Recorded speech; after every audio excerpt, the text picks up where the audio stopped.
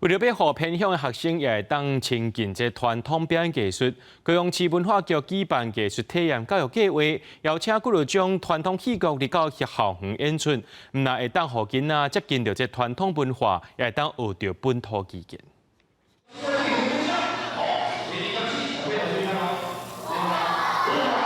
剧团团员出色老练，将布袋戏红仔弄甲真活泼，演出我是英雄这段戏剧，经英国电影茶红仔剧团来到翠屏国小表演。戏台下学生囡仔看了是哪笑哪拍谱啊，拢感觉真趣味。我伫电视顶看无共款，听一些听得懂的台语，就知道他们在讲什么。学校嘛，希望把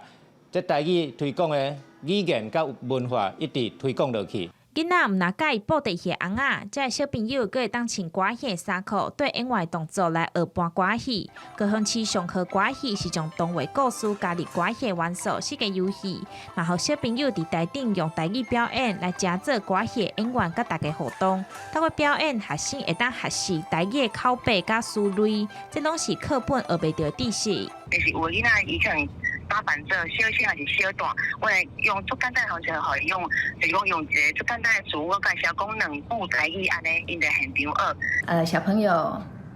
经过传统戏曲的欣赏，唔但会当